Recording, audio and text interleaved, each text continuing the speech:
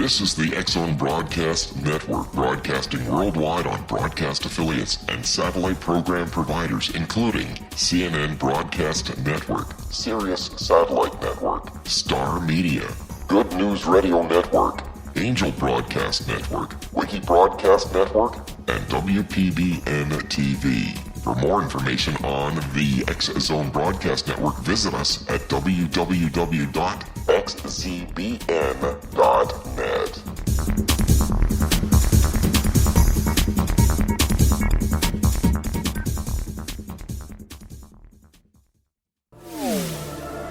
The X-Zone Radio Show with Rob McConnell is largely an opinion talk show.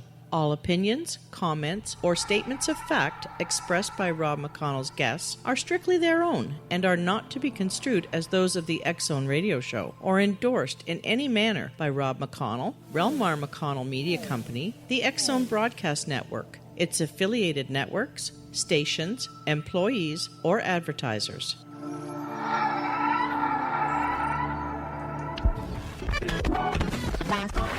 All Hit Radio.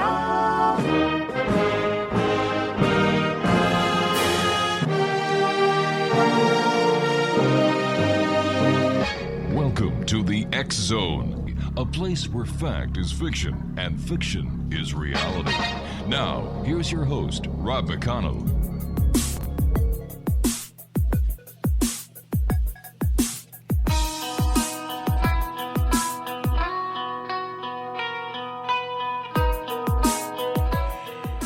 And welcome one and all to the X-Zone. I am Rob McConnell, and we're coming to you from our broadcast center in Hamilton, Ontario, Canada, on the all-new and all-growing and all-powerful X-Zone Broadcast Network, www.xzbn.net, and our growing family of broadcast affiliates right around this beautiful planet of ours. If you'd like to check us out on our website, www.xzoneradio.com, on all social media sites, X-Zone Radio TV, and if you'd like to send an email to us right here in the studio at xzoneradiotv.com. And don't forget, X-Zone Nation, we are celebrating our 25th anniversary on air this year. 25 years, let me see, 3,984 guests, and the list goes on and on and on. And why? Because we have guests like my guest this hour. Rick Osmon is our guest. And we're going to be talking about ancient America and much more. First of all, Rick, welcome to the X-Zone. Great having you with us. Tell us a little bit about yourself and how you got involved in writing about ancient America, and where does your fascination come from? My fascination has always been with history. And, of course, the history that we're taught is just, the high points, a few of the high points. And when you start digging, you find that there are more stories than you could possibly fit in any textbook. I've always found it ironic, Rick, that kids are still being taught in school that Christopher Columbus discovered the Americas when we know that is false. We know that he is not the first European or anybody else to reach America from somewhere else. By water, incidentally. However, the term discovery is a term of legal art. It is not about exploration. It is about land claims. So when we say Columbus discovered America, in that sense, it's true. And that's the sense that all government-sponsored education wants you to see. They don't want you to see the rest of it. But what about the claims that the Vikings made way before Columbus? How come that's not taken into consideration, and it's not taught that the Vikings discovered the Americas? Well, the Norse certainly reached America and established a colony, possibly more than one, possibly many. Right. And most of them nearer to you than to me. But the Norse, were exploration-oriented and trade-oriented. We think of them as Vikings who would go raid things, and in many points that's true. But on the other hand, you also had the folks who saw the value in establishing like secret trade routes for very valuable goods. And I think they fit in that category.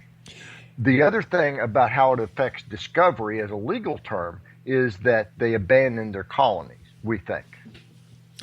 So when we look at the entire scenario, the claims by those who want to follow Christopher Columbus as the discoverer and those who know very well that the Vikings were over in North America. They had settlements in Newfoundland, Nova Scotia, and why aren't we being more honest when we talk about history? Well, let's use Canada as the example, because Canada has already had political upheaval wherein the natives, the First Nations folks, said, this is our land. It's still our land. And they finally had to, they being the Canadian government, finally had to accept that as being true because it's legally bound to follow its own law. The United States is still catching up on that part. So it's a matter of politics. It's almost strictly politics, and that Wow. includes the politics going into academia, in my view. All right, stand by, Rick. You and I have to take a brief break. We'll be back shortly. Exo Nation, Rick Osmon is our special guest. And Rick and I will be back on the other side of this break as we continue talking about ancient history, fact or fiction, here in the Exxon. By the way, if you'd like to check out Rick, www.graves-of-the-golden-bears PHP. We'll be back on the other side of this break. My name is Rob McConnell. Don't go away.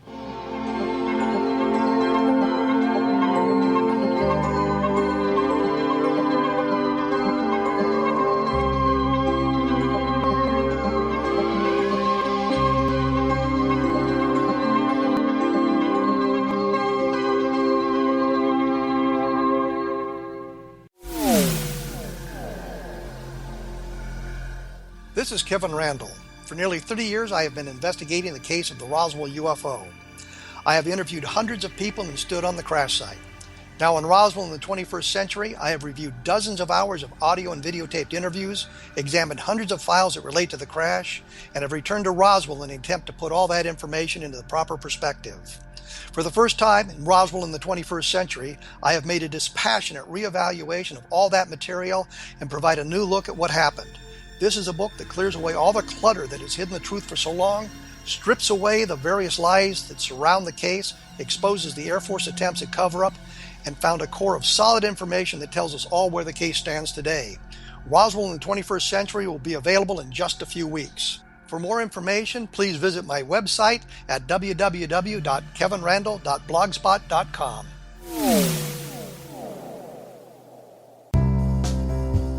Gibbs A. Williams, Ph.D., is a practicing psychoanalyst, supervisor, researcher, and author in New York City. Much of his life has been dedicated to understanding nature and the uses of meaningful coincidences or synchronicities. His radical and original non-Jungian, non-mystical, non-magical theory of synchronicities illuminates much of the fog surrounding this challenging and perplexing topic. His ideas and manners are fresh, presented in a style that is both entertaining and highly informative.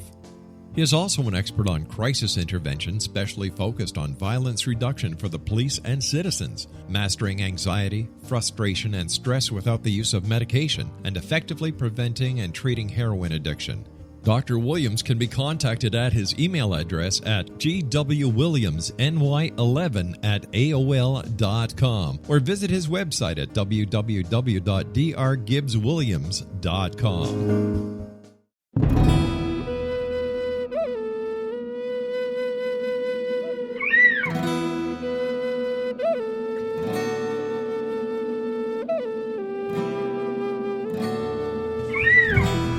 Shamanism is recognized as a method to access the quantum level.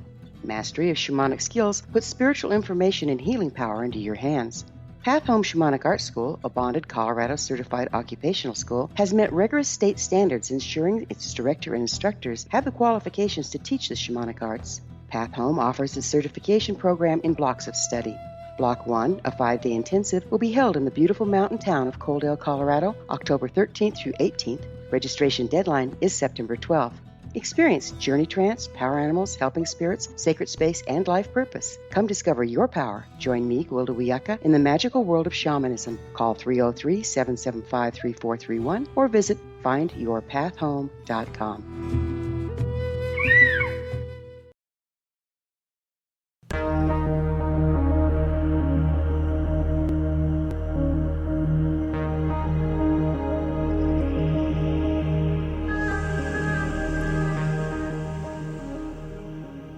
Welcome back, everyone. Rick Desmond is our special guest this hour. We're talking about ancient America and much more this hour here in the X Zone. Rick, I remember a couple of years ago, or maybe more than a couple of years ago, but certainly in the past here on the show, we have discussed artifacts that were found that were traced to ancient Egypt that were actually found in the Grand Canyon. Do you remember? That is a long-standing and very strong story. What is the story? Refresh our memories. There was a gentleman by the name of Kincaid who was actually there, sponsored by the Hearst newspaper group, and I believe the year was 1917. And he reported finding a cave, at least partially artificially dug or excavated, with sarcophagi, weapons, armor, chariots, you name it. He said pretty much all of Egypt was represented there. And no further reports by anybody. Unbelievable. Such a significant find, just erased from history. Well, ignored by history, ignored by the academics primarily. With our culture, our popular information culture, is what I call it, we access this stuff because we're interested. Right. The academics simply are not interested because it does not fit their paradigm. But that brings a question up. If they've lied to us, or if they have misdirected us in so many ways, what are they hiding? What are they afraid that we will learn? And how will it, in their opinion, change what they do and the history of the planet as we know it? It would change the validity or the acceptance of the validity of the land claims of pretty much every country that colonized in the Americas. Wow. So, let's take, for instance, in 998, when Leif Erikson arrived in Canada, he was a Christian, and he started a colony. So if that colony had continued in any way, shape, or form, or was even acknowledged as having been there for, say, a couple of generations, then that monarchy would have the land claim of Canada rather than France and England. Okay, go on. This is very interesting to me. Keep going. Let's go back to other legends of incursions from elsewhere. Okay. Going back to the ancient Welsh tale, whether it's 670 AD or, 570 AD or 1170 AD is my main question, because there was a Prince Madoc, and there was a Madoc who was a vice admiral or possibly main admiral of the Welsh Navy. And you don't think about the Welsh Navy in those years, but in Julius Caesar's time, he arrived at Britain and was met by a 700-ship navy assembled within 3 or 4 days. So yeah, they had a navy. They were Christian. They weren't Roman Catholic Christian. They were Chaldee Christian, or Celtic Christian, it's called. Before that, perhaps, the Roman Empire had an incursion, some kind of a secret trade route again. And at least elements within that would have been Christian, because they had to have come from Britain in, like the 2nd century AD. So any Christian incursion and colonization and, long-standing presence would throw a real wrinkle into all of these land claims. I get into that in a lot more detail in the book, Graves of the Golden Bear, but I guess you'd call it the short notes version, the version is you have to bury that evidence as long as you can if you want to maintain sovereignty, being the United States government, or the Canadian government, or the Mexican government. If there were Christians here, then all of those land claims that go back to Christopher Columbus are null and void, based on the law that made them accepted. And that was going back to canon law, a papal bull entitled Terra Nullius, meaning empty land. And the core meaning was empty of Christians. If there were no Christians, you could claim the land. Well, when the English settlers got into Virginia, several of the early English colonists noted that many of the tribes in that part of North America practiced rituals that closely resembled a lot of Christian rituals. But they couldn't do that if they wanted to claim the land that the Indians already held. So not only do you have governmental interference, but you also have religious interference. Correct.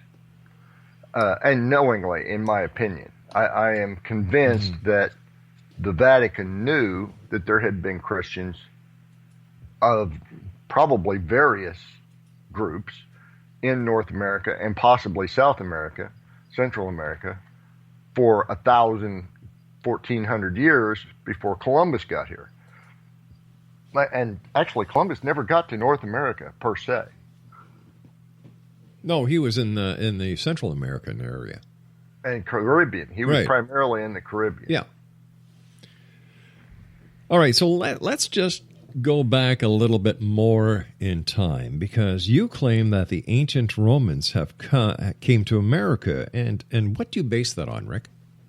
Well, my claim is that it is possible that they did, and there may be other evidence. There have been a number of coins on the order that I know of, around 700-800 Roman coins from the 1st century up to, well, the fall of Rome, basically. And they've been primarily along the major riverways, mostly the Ohio. You also have artifacts, stone artifacts. They're lithic spheres, usually about the size of a tennis ball or a little smaller. And they are pretty much everywhere along all of the waterways, navigable waterways at least. And that is very likely a Roman ballista ball, because the natives never claimed to have anything, with one exception, that could actually throw a ballista ball. And the one exception is just a tale that was told to Henry Schoolcraft in, 1833, I believe it was, by an Algonquin chief. But the Algonquin chief claimed that the natives had a means, in the great wars of the ancient past, of binding a stone sphere to a long pole and bringing it down on the enemy's canoes. So it sounds to me like somebody was trying to control the rivers. But that would require a machine. We never credit them with any kind of machinery. But wasn't there also talk about the Middle East actually traversing the Atlantic and getting copper from the Indians of the Great Lakes? Well, someone did. Yeah. And a lot of it has centered around Minoan, Egyptian, Hebrew, Phoenician ships actually doing the traveling, but the Phoenicians probably were a trade network of their own that became things like Carthage and Cadiz, Spain, and all these other places. But they were all interested in copper. Now, the old world copper is not good copper. When you get something on the order of a, today, 0.5% ore mine, you're in the money. But the Michigan copper, Upper Michigan, Keweenaw Peninsula, Isle Royal, that was 97 on up % pure copper. And most of the inclusions, the contamination, if you will, was either gold or silver. So you didn't have to smelt it. You could use it like it was. Wow. On the other hand, at the other end of the Med, you had these ships that have been reconstructed from the Turkish coast, the Ulubrum. I can say that name correctly, but this ship had 10 tons of copper ingots on board, as well as about a ton of tin ingots and 3 ton of glass ingots and a quarter ton, I believe it was, of cobalt glass, Egyptian blue cobalt glass. Well, the cobalt was indeed a side effect, a waste product, if you will, of production of copper from some of the minerals they actually had in Egypt. However, and glass, silica sand, would have been the flux to draw that off of the copper. So it's very much in keeping that the copper trade was incredibly sophisticated. And it was huge because that much copper in that one ship was more than the annual purchase for any of the kings in the region. Have there ever been any artifacts, naval artifacts, found within the Great Lakes or on the shores of the Great Lakes that would be able to corroborate this hypothesis? Not to my knowledge. No way. There are shipwrecks in other places that would indicate that there was transatlantic travel. But to my knowledge, no, there hasn't been much in the Great Lakes. Of course, you've got Lake Superior with an average depth of 480 feet or something like that. It's hard to find shipwrecks from 2,000 years ago, 3,000 years ago. Have there been any archaeological finds that would corroborate once again, the hypothesis that the Phoenicians or any other Middle Eastern country or group had actually come across the Atlantic up the St. Lawrence, somehow done portages through from Lake Ontario to Lake Erie and then up the Great Lakes system?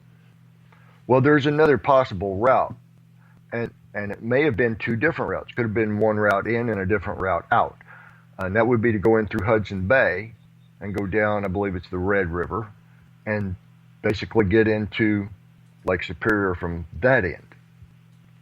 And Isle Royal would be right about there. Yeah. But what about the ice flow? That would mean it was, I forget the length of the summer up towards Hudson Bay and then through James Bay and down that short. way. But that's the right answer. It's short. Yeah.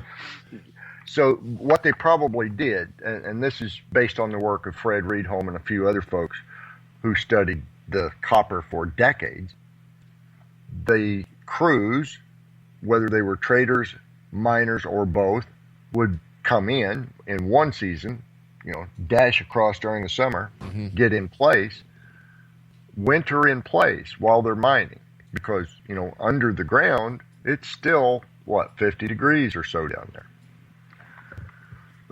Pardon me. And then dash off the next time, after they had a payload and the time, dash back home. Hey, Rick, we've got to take our break. This is so interesting that I nearly lost track of time, and my producer just whispered in my ear, take your break, Rob. So you and I will be back on the other side of this short break as we continue here in the X Zone with our special guest this hour, Rick Osmon. My name is Rob McConnell. Don't go away.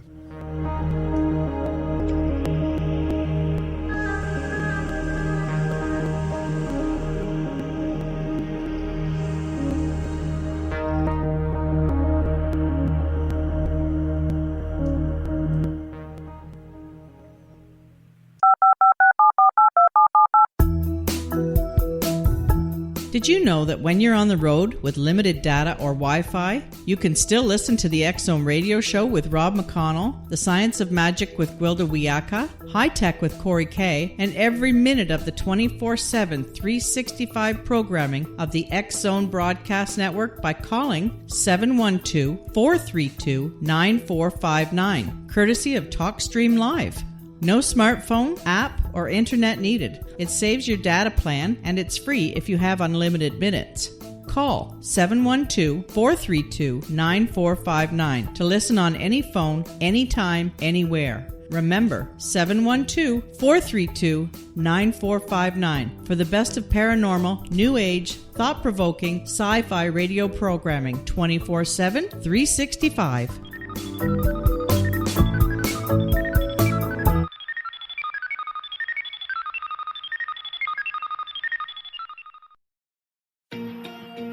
Wouldn't you love to know the secret to everything?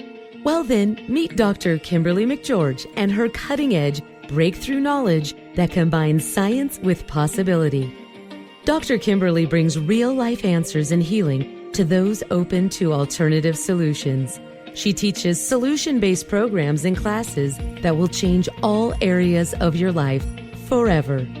Specializing in conscious creation, intuitive readings, and energy medicine, you can rapidly shift health, relationships, business, and money and abundance challenges quickly.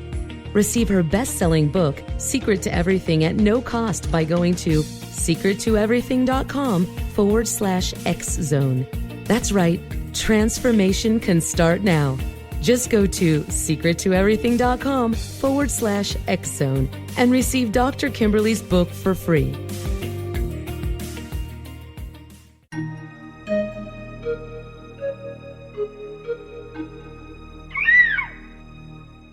While science pursues fact, magic accesses the quantum level, bridging random facts to form truth. As long as science and magic remain separate and polarized, the truth cannot be known. I'm Gwilda Wiyaka. Join me on the Science of Magic radio program, dedicated to unification and evolution of consciousness. During each episode, I'll be speaking with experienced and respected scientists and mystics. From astrologers to astronomers, from medical doctors to shaman, the scientific method to dowsing and intuition, we'll weave together information from seemingly divergent practices to promote unity and enlightenment. Join me, Gwilda Wiyaka, and the Science of Magic right here on the Mutual Broadcast Network. For more information, visit www.thescienceofmagic.net.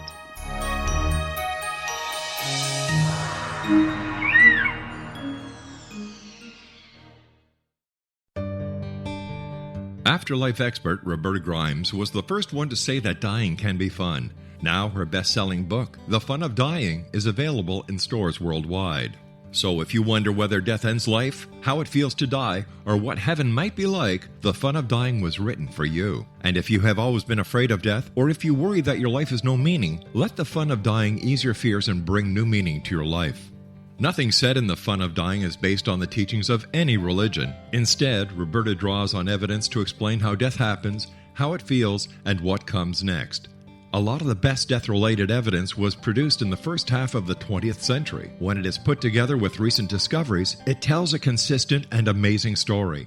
Roberta Grimes blogs and answers questions at robertagrimes.com. Her wonderful book, The Fun of Dying, is available on Amazon and at stores worldwide wherever books are sold.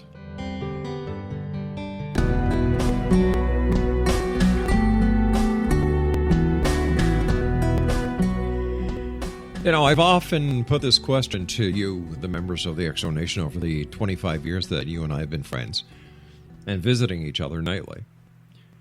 How different would history be, and how different would the Bible be, and every other religious philosophy for that matter, if the truth was really known? Just ponder that thought. I'm sure that if the events of biblical proportions happen today with our knowledge of science, quantum physics, chemistry, biology,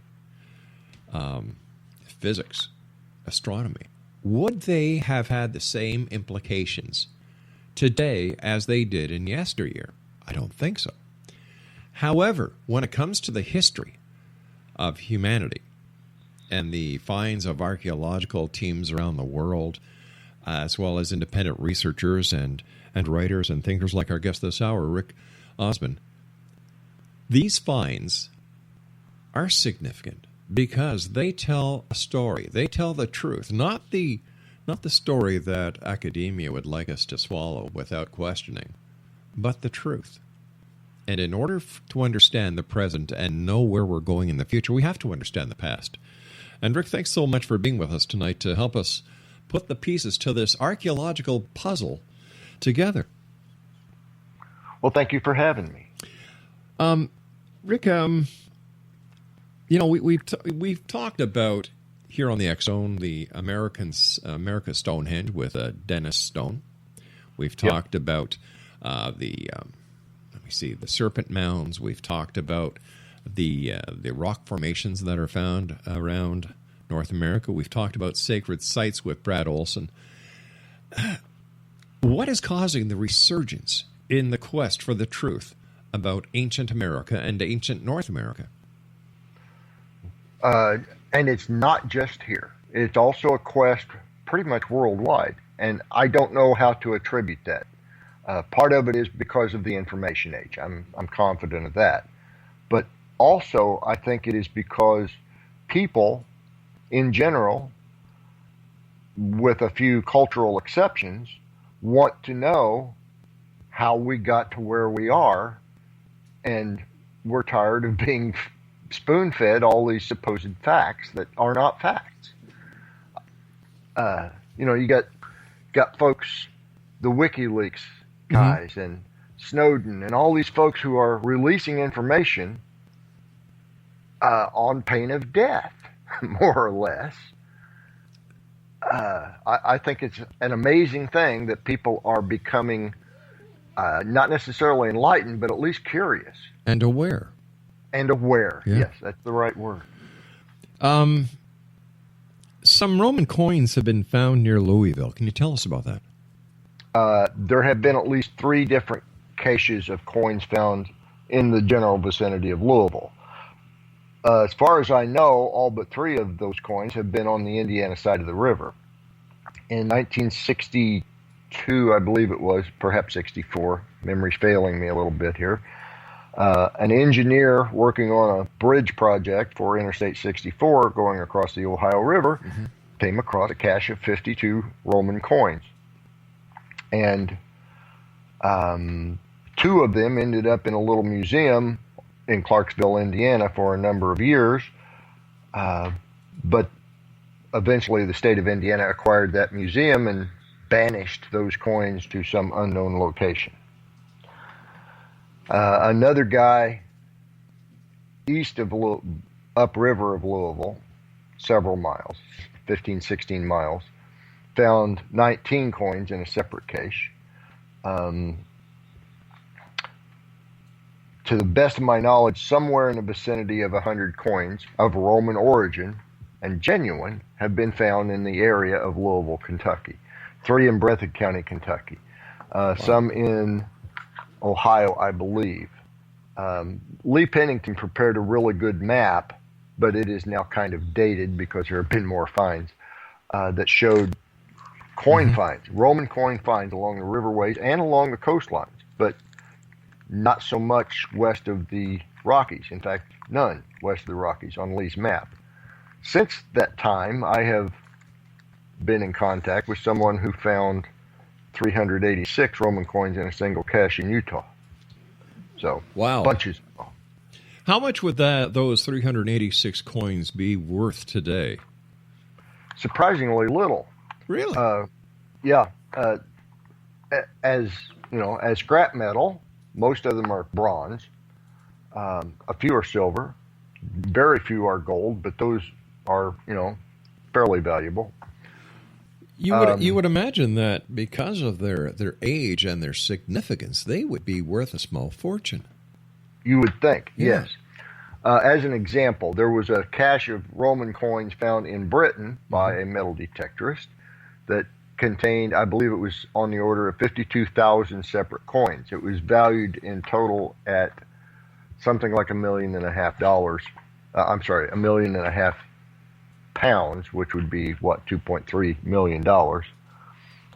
And you would have thought that any one of those would have been a collector's item worth, untold hundreds of thousands. But no, they're not. Some of them are actually very common, particularly in Britain. Nobody knows why they buried all their money. They didn't trust the banks. They did not trust the Romans either, I don't think. So, what was their reason for coming to America, the Romans? Any idea? Yes, I investigated several lines of reasoning there. But the most pragmatic would be for trade or some resource that they thought in that particular case, it would have been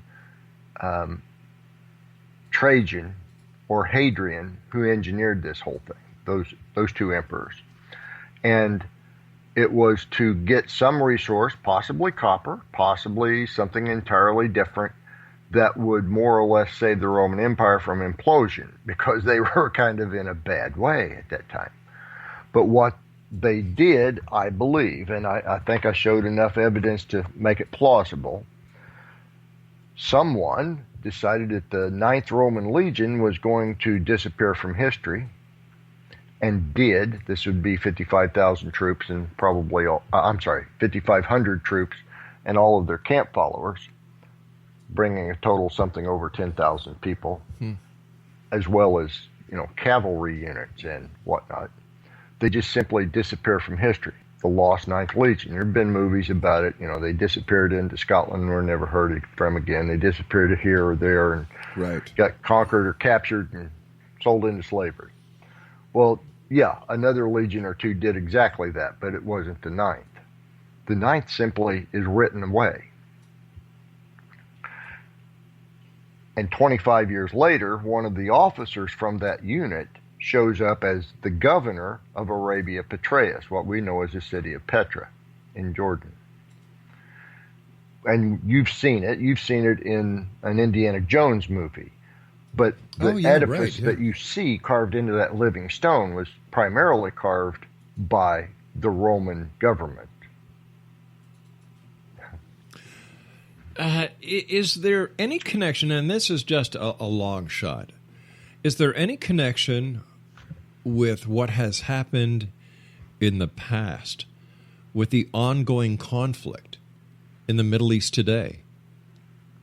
Well, sure. I mean, how far back do you want to go? You want to go back to Abraham? Because that's where most of it starts. I mean, no. Let's talk about the trade deals that were going on before Abraham in ancient America. Sure. Archaeologically, the academic world will tell you that copper smelting began as an art in the Middle East around what is now Israel about 7,050 years ago. Well, that's pretty interesting. But at the other end of that stick, you have ice core data that says somebody was smelting copper somewhere on the earth 7,550 years ago. So for 500 years, someone was already smelting copper. That's right. Remember the part where you don't have to smelt copper from Upper Michigan? Right. But I also remember stories about alchemy, the alchemists, the wizards. Sure. And I also remember the stories that the copper was necessary to make bronze. Absolutely. Yeah. Bronze is 9/10 copper. Right. And the Bronze Age was a continuation of this ability to, work with metal, metallurgy in general.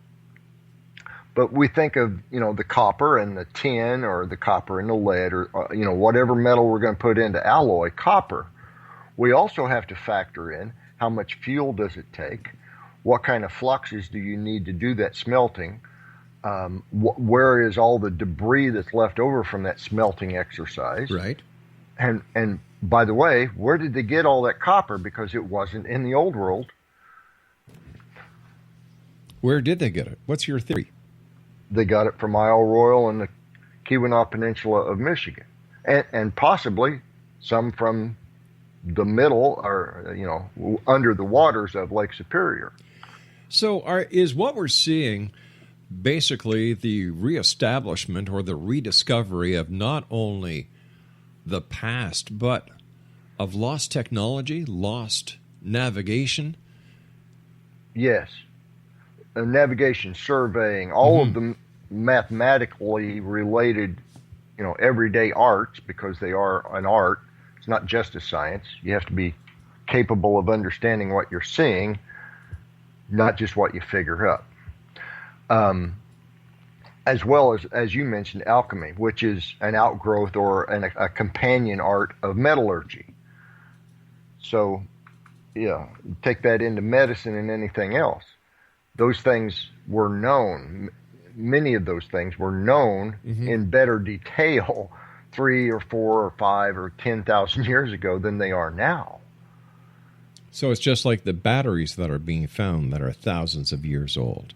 It's just like the questions on how the pyramids and other monoliths of ancient times were built with such precision. Sure. Yeah, the mathematical stuff is, precise, sure. But let's also look at the other arts that were important to make those possible. Writing. You may be able to understand the math, but unless you can write it down in a way that everybody understands what you're saying. Exactly. So communication arts, whether they're verbal, written, or further afield, because what I'm working on primarily right now is assessing and possibly proving that all these mounds that you find across North America were more than just a burial or a ritual place, that they actually were there in part to convey messages across the continent in very near real time. And this brings in ley lines. It brings in an entire aspect of history that people just cannot fathom, that the technology of today may have been invented in the past and we have just reinvented it. We'll be back on the other side of this commercial break as we wrap up this hour here in the X Zone with our special guest, Rick Osmon. My name is Rob McConnell. This is the X Zone. Don't go away.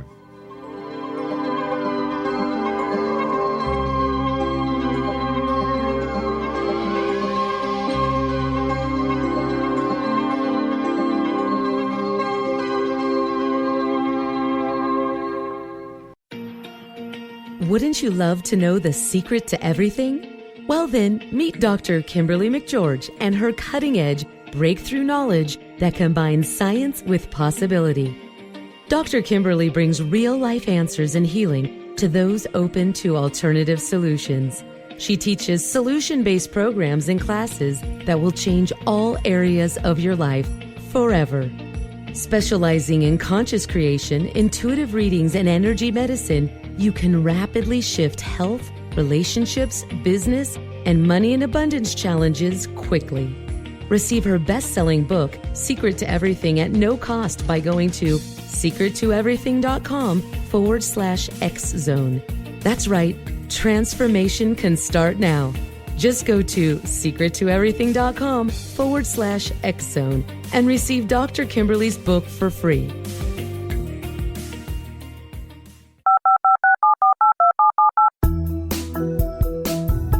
Did you know that when you're on the road with limited data or Wi-Fi, you can still listen to the X Zone radio show with Rob McConnell, The Science of Magic with Gwilda Wiyaka, High Tech with Corey Kay, and every minute of the 24/7, 365 programming of the X Zone Broadcast Network by calling 712-432-9459, courtesy of TalkStream Live.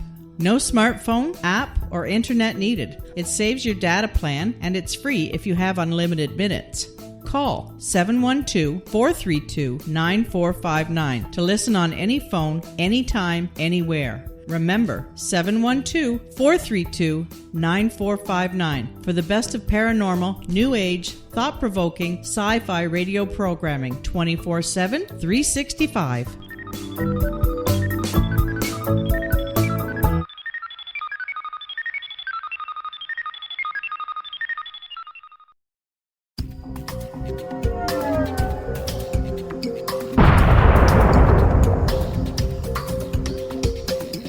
Coming soon to the X Zone Broadcast Network is A Different Perspective with me, Kevin Randall, as your host. We'll be taking a close look at what is happening in the world of UFOs today with side trips into the paranormal. Guests will range from those who are household names to those who have a different perspective on a variety of topics. No topic will be taboo, but there will be tough questions asked as we all search for the truth about UFOs, the paranormal, and those things that excite us. Sometimes we'll agree with a guest and sometimes we won't, but we'll try to keep the program topical. For those of you who would like to read, be sure to visit www.kevinrandall.blogspot.com and remember to listen to the other fine programs on the X Zone Broadcast Network at www.xzbn.net.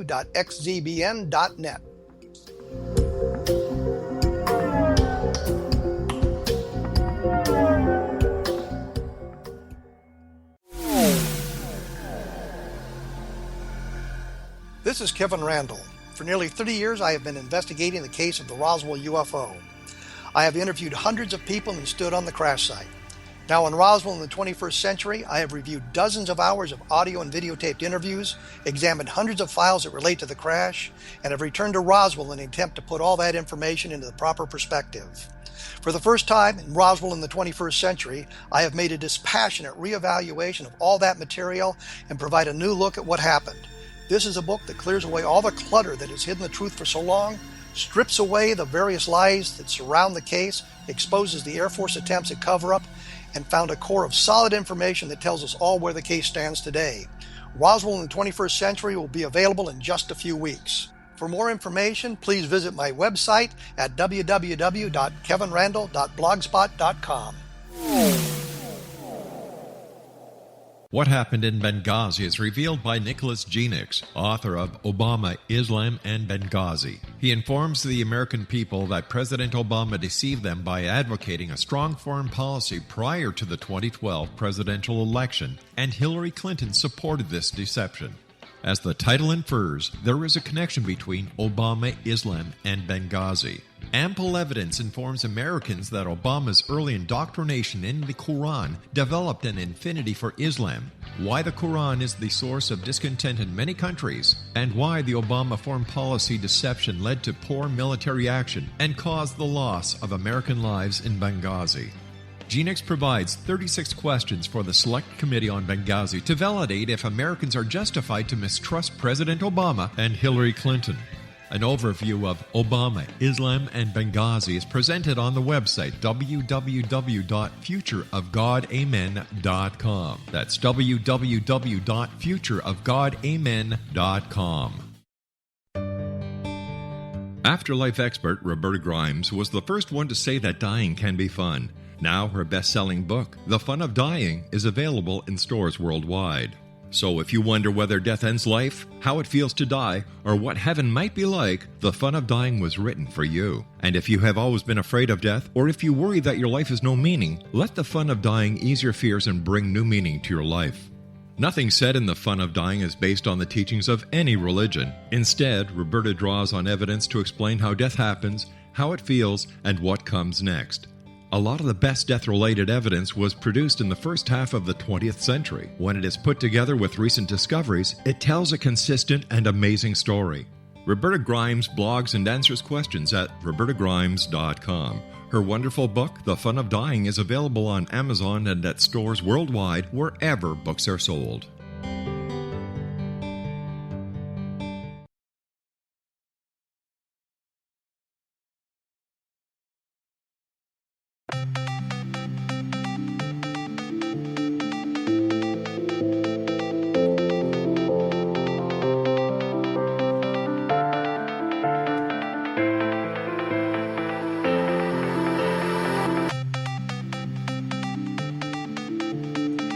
Welcome back, everyone. Rick Osmon is our special guest. We're talking about ancient America.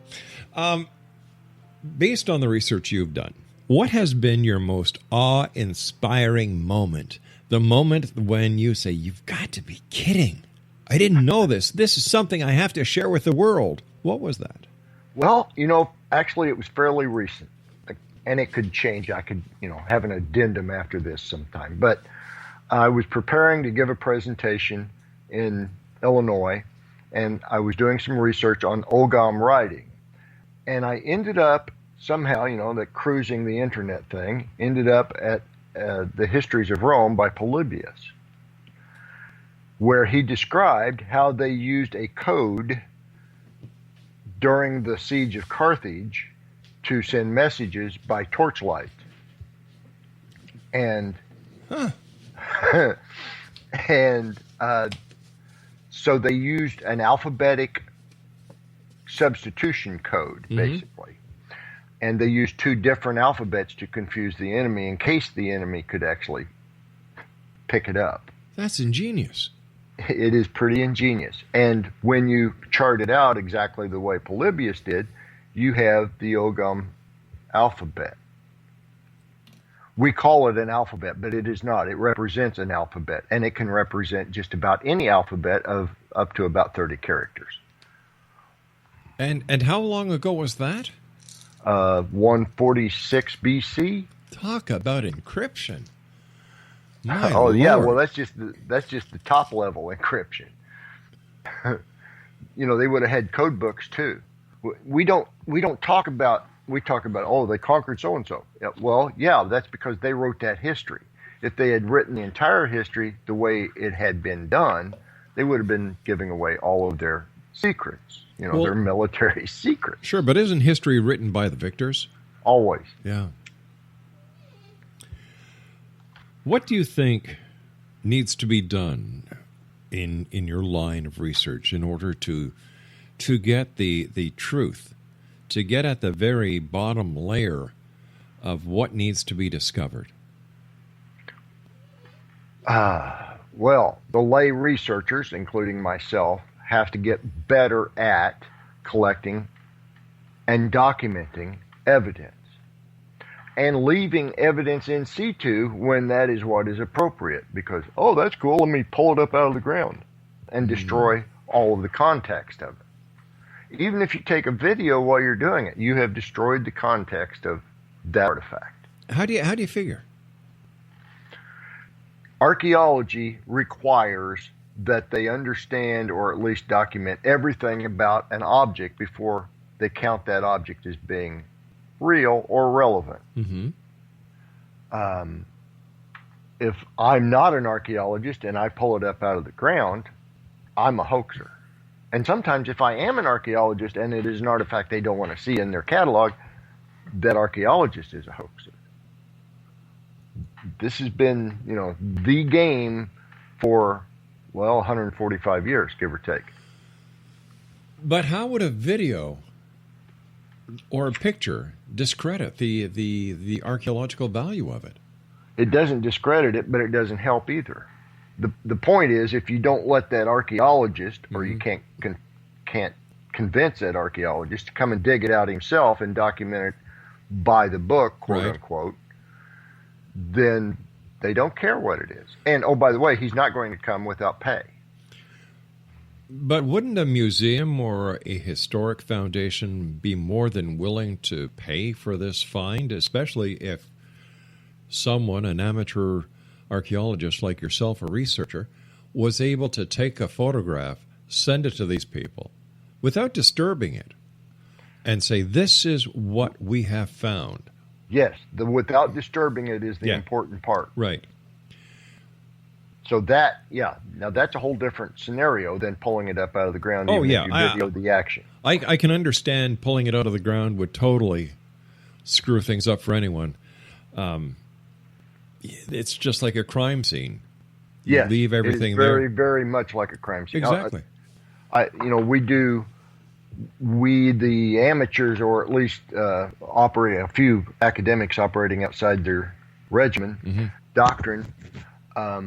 We do core samples. We do leaf mold samples. We do tree rings. We do all these things, and we do our best to document every step, because we can never convince anybody to come out and do it themselves until we can raise enough eyebrows that, hey, there's evidence. And here's the test results. Yeah. As an example, I'm pretty sure that in your last 25 years, you interviewed Lloyd Pye. Oh, definitely. Several occasions. He's I miss him. Yeah, me too. God rest his soul. But there's a guy who did his best to apply scientific method to an extremely controversial object. Star Child. Yes. And he pretty much got nowhere. Yeah. I think the problem with Lloyd was he started off with cryptoids and cryptozoology. Yep. And then midstream, and he was getting, he was doing very well when it came to the Bigfoot, the Bigfoot research and tying in the royal Russian family into Bigfoot and the miners and so on. But when he got involved in Star Child, I think that it was too much of a switch for people to actually follow. Well, the object is what we need to think about, not the guy who's bringing it to the forefront. But the credibility of the person bringing it into the forefront is also as important as the artifact. It is. And he did his best, once again, Yeah. to recruit academics with the right credentials to help with that. And he got pretty much nowhere. And that is the scenario, I'm sorry to say, Yeah. for a lot of amateur or avocational archaeologists and a few professionals.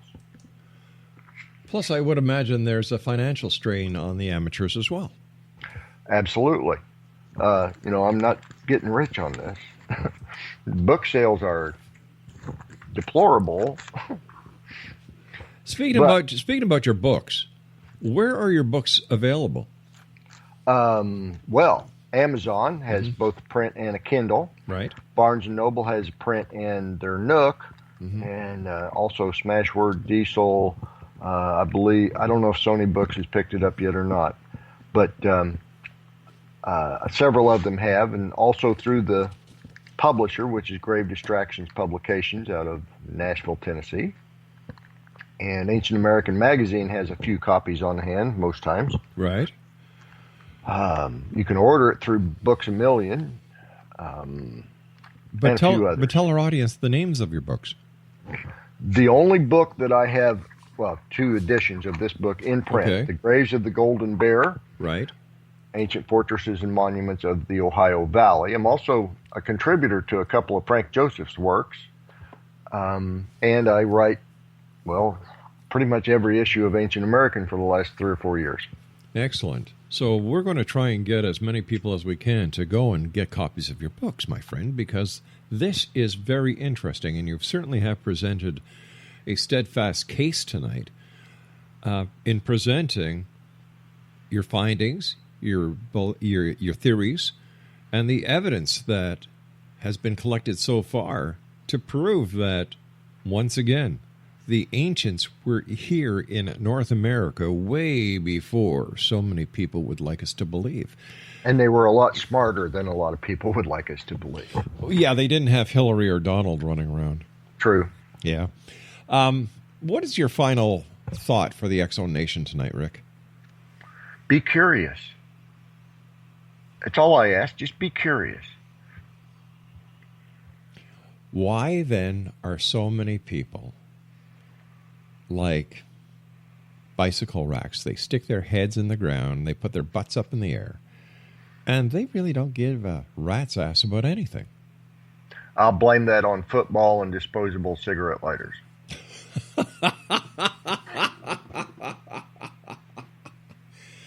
Oh, man, I love the way you think. Football, I can understand, but the disposable lighters? We have become a disposing culture. That's true, we have. All right, I see the analogy here now. Okay. Not to mention a drive-through culture, drive-through coffee shops, drive-through laundry, drive-through laundromats, drive-through pharmacies, and now, believe it or not, even drive-through funeral homes. Oh, yeah, that one's been around for a while. Drive-in churches in California. But, the drug dealers had drive-through a long time ago. That's true. Hey, Rick, it's been a great hour with you. Thank you so much for sharing. I wish you continued success. Thank you. And we'll have to have you back on in the future because, my friend, I know you have so much more to share with the world. I'll look forward to that, Rob. Take care of yourself, Rick. And once again, thank you very much for sharing your time with us. Bye-bye. Good night. Good night. Now, X-Zone Nation, Rick Osmon, what a guy. Disposable football and disposable lighters. I love it.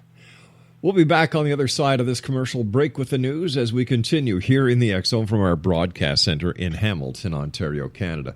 Once again, you can always send an email to studio@xzoneradiotv.com or to our general email address, 724-365, where someone will always answer it, xzone@xzoneradiotv.com. The X-Zone, a place where people dare to believe and dare to be heard. Monday through Friday from 11 p.m. Eastern until 2 a.m. Eastern. We're right here on the X-Zone Broadcast Network and on TalkStream Live. Don't go away.